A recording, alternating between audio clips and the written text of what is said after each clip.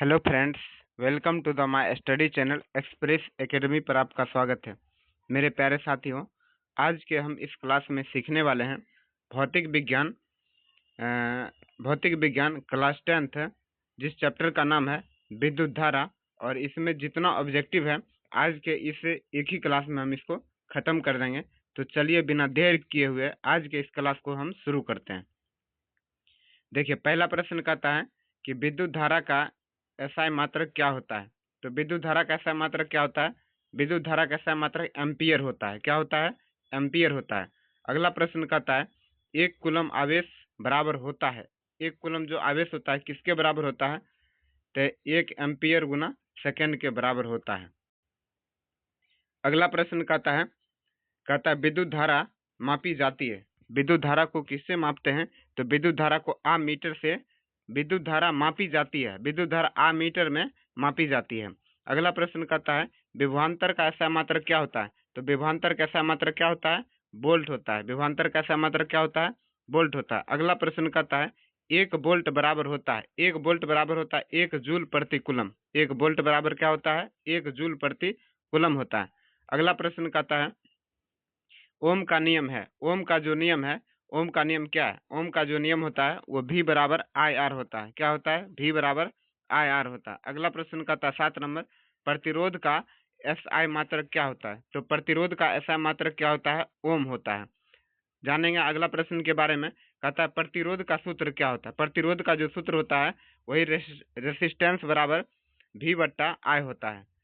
अगला प्रश्न कहता है 9 नंबर चालक का प्रतिरोध निर्भर करता है। किस पर निर्भर करता है? लंबाई पर, क्षेत्रफल पर, ताप पर, यानी सभी पर निर्भर करता है चालक का प्रतिरोध।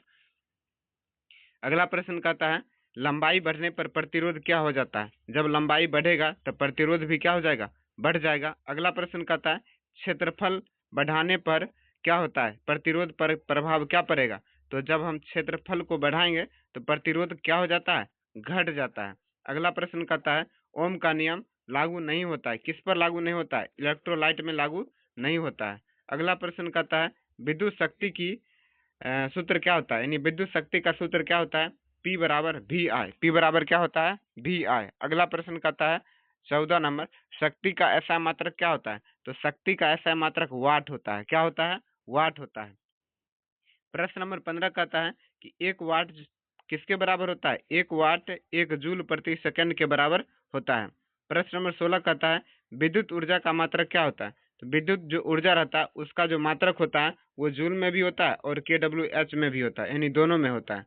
अगला प्रश्न घरेलू बिजली बिल किस में मापा जाता है? तो घरेलू बिजली बिल जो होता है यूनिट यानी KWH में मापा जाता है। प्रश्न नंबर 18 कहता है 1 यूनिट बराबर होता है। 1 यूनिट किसके बराबर होता है? 1 KWH के बराबर 1 यूनिट होता है।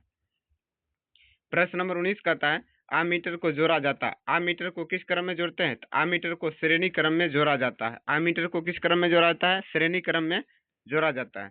अगला प्रश्न कहता है प्रश्न नंबर 20 वोल्ट मीटर को जोड़ा जाता है। वोल्ट मीटर को किस क्रम में जोड़ते हैं? तो वोल्ट मीटर जो रहता है उसको हम समांतर क्रम में वोल्ट मीटर को जोड़ते हैं। अगला प्रश्न कहता है 21 नंबर कि आमीटर का प्रतिरोध होता है। आमीटर का जो प्रतिरोध होता है वो क्या होता है? बहुत कम होता है। प्रश्न नंबर 22 कहता है वोल्ट मीटर का प्रतिरोध होता है। वोल्ट मीटर का जो प्रतिरोध होता है क्या होता है? अधिक होता है। कितना होता है? अधिक होता है। प्रश्न नंबर 23 कहता है कि श्रेणी संयोजन में धारा क्या हो जाता है? समान रहता है। धारा क्या रहता है? समान रहता है। अगला प्रश्न कहता है कि समांतर संयोजन में विभवांतर क्या रहता है? समान रहता है। समांतर संयोजन में विभवांतर भी क्या रहता है? समान रहता है। प्रश्न नंबर 25 कहता है श्रेणी संयोजन में कुल प्रतिरोध क्या होता है? श्रेणी क्रम संयोजन में कुल प्रतिरोध R1 प्लस R2 होता है और समांतर क्रम में रहता है 1/R1 हो जाता है और प्लस 1/R2 के बराबर हो जाता है, यानी यहाँ पर लिखेंगे 1/R। अगला प्रश्न कहता है समांतर क्रम संयोजन में वही है, आ गया 1/R बराबर 1/R1 प्लस 1/R2। अगला प्रश्न कहता है फ्यूज का कार्य। फ्यूज क्या करता है? फ्यूज हमारे विद्युत धारा से सुरक्षा करता है। प्रश्न नंबर 28 कहता है फ्यूज तार का गलनांक। फ्यूज तार का जो गलनांक रहता है वो बहुत कम रहता है। क्या रहता है? बहुत कम रहता है। प्रश्न नंबर 29 कहता है तांबा है, तांबा एक प्रकार का क्या है, तांबा एक प्रकार का चालक पदार्थ है। तांबा कैसा पदार्थ है, चालक पदार्थ है। 30 नंबर कहता है रबर एक प्रकार क्या है, रबर जो है, रबर एक प्रकार का कुचालक है या इसी को कहते हैं अचालक। प्रश्न नंबर 31 कहता है कि धारा की दिशा होती है, विद्युत धारा की जो दिशा होता है वो प्लस से माइनस की तरफ होता है। क्या होता है, प्लस से माइनस की तरफ होता है। प्रश्न नंबर कहता है 32 इलेक्ट्रॉन का जो प्रवाह होता है इलेक्ट्रॉन का प्रवाह माइनस से प्लस की ओर होता है, इलेक्ट्रॉन का प्रवाह माइनस से प्लस की ओर होता है। अगला प्रश्न कहता है प्रश्न नंबर 33 ओम का नियम ग्राफ होता है, ओम का नियम ग्राफ क्या होता है, सीधी रेखा में होता है। ओम का नियम का जो ग्राफ होता है वो एक प्रकार के सीधी रेखा में होता है। अगला प्रश्न कहता है प्रतिरोध बढ़ाने पर धारा का मान क्या होगा, जब हम प्रतिरोध बढ़ाएंगे तो धारा क्या हो जाएगा, धारा घटेगा। जब प्रतिरोध बढ़ाएंगे तो धारा घटेगा। अगला प्रश्न कहता है धारा बढ़ाने के लिए यानी धारा बढ़ाने के लिए क्या करेंगे, वोल्ट को बढ़ाएंगे या प्रतिरोध को घटाएंगे। अगला प्रश्न कहता है 36 नंबर कि विद्युत ऊर्जा का सूत्र क्या होता है। विद्युत ऊर्जा का जो सूत्र होता है यानी V/T होता है। क्या होता है, V/T होता है। अगला प्रश्न कहता है 100 वाट बल्ब का अर्थ क्या होता है। 100 वाट बल्ब का अर्थ होता है 100 जूल प्रति सेकेंड। क्या होता है, 100 जूल प्रति सेकेंड होता है। प्रश्न नंबर 38 कहता है हीटर में उपयोग होता है, हीटर में अधिक प्रतिरोध का उपयोग किया जाता है ताकि हीटर का जो नाइक्रोम का तार रहेगा वो आसानी से गर्म हो सके और उससे हम प्रेस कर सके। अगला प्रश्न कहता है कि मोटा तार का प्रतिरोध क्या होता है। जब तार मोटा रहेगा तो उसका प्रतिरोध क्या रहेगा, उसका प्रतिरोध अधिक रहेगा। प्रतिरोध क्या रहेगा, यानी मोटा तार का प्रतिरोध कम होता है। जितना तार मोटा रहेगा उसका प्रतिरोध क्या रहेगा, कम रहेगा। अगला प्रश्न कहता है लंबा तार का प्रतिरोध अधिक होता है, लंबा तार का प्रतिरोध अधिक रहता है। अगला प्रश्न कहता है कि बैटरी का कार्य क्या करता है, बैटरी हमें ऊर्जा देता है। प्रश्न नंबर 42 कहता है चालक क्या है।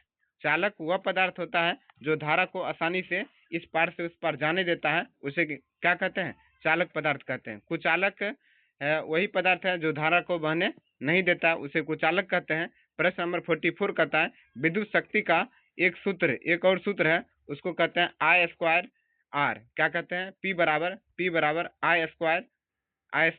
R, P बराबर I² R होता है। प्रतिरोधक का उपयोग किसमें करते हैं, धारा को घटाने के लिए प्रतिरोधक का उपयोग करते हैं। अगला प्रश्न कहता है धारा का सूत्र क्या होता है, यानी विद्युत धारा का जो सूत्र होता है I बराबर Q/T। क्या होता है, I बराबर Q/T होता है। अगला प्रश्न अधिक प्रतिरोध का अर्थ क्या होता है। जब प्रतिरोध अधिक रहेगा तो धारा का मान क्या हो जाएगा, अपने आप कम हो जाएगा। अगला प्रश्न कहता है विद्युत धारा क्या है। विद्युत धारा जो होता है आवेश के प्रवाह को ही विद्युत धारा कहा जाता है।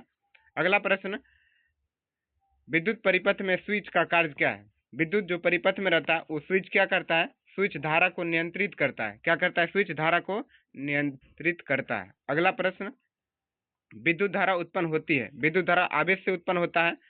तो मेरे प्यारे साथियों आज के क्लास में हम इतना ही सीखेंगे। मात्र 50-50 क्वेश्चन का हम सीरीज चला रहे हैं और प्रत्येक चैप्टर बाय चैप्टर है। यदि आपने इस चैनल पर पहली बार पढ़े हैं तो आपसे हम आशा करते हैं कि ये चीज़ अच्छी लगी होगी और यह भी उम्मीद है कि आप मेरे चैनल को सब्सक्राइब कर लीजिए ताकि इसके आगे आने वाला जो वीडियो रहेगा वो आप तक आसानी से पहुंच सके और आगे का क्लास अगले वीडियो के माध्यम से सीखेंगे। तब तक के लिए इतना ही। वीडियो देखने के लिए आपको बहुत बहुत धन्यवाद।